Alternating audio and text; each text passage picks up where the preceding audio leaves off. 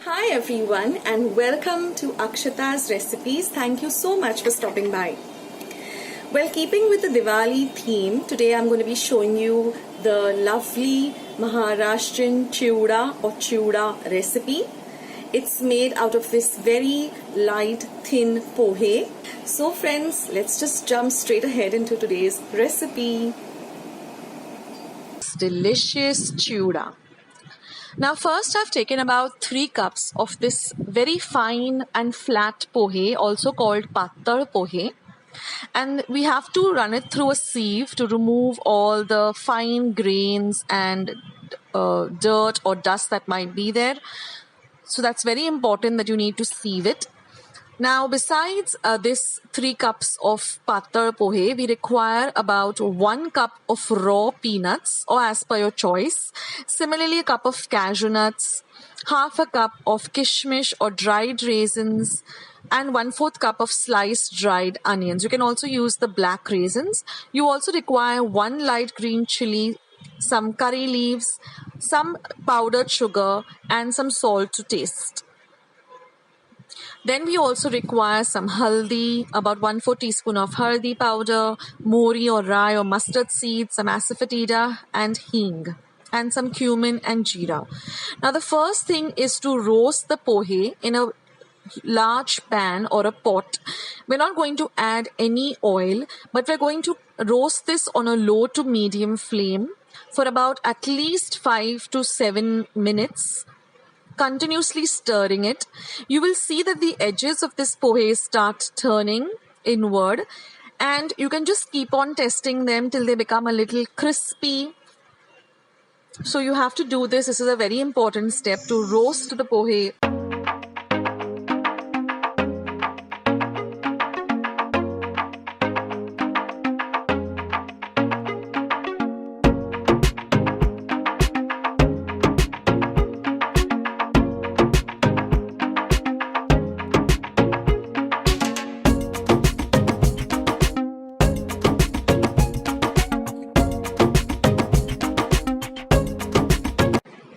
Now once that is roasted, you can keep it aside, and then again heat some oil, and now we're going to fry the cashew nuts till they're nice and golden brown in color.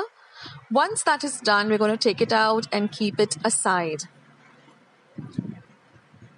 Similarly, we're also going to fry the raw peanuts till they're nice and golden brown in color. And the same with the raisins or the kishmish as well as the coconut.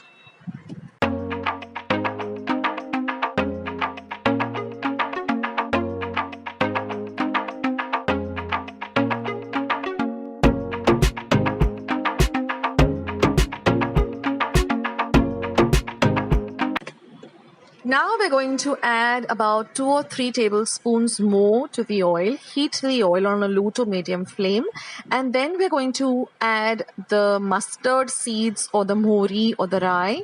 Once they begin to splutter, we're going to add the cumin seeds or the jeera, the hing or the asafoetida, and the turmeric or the haldi powder.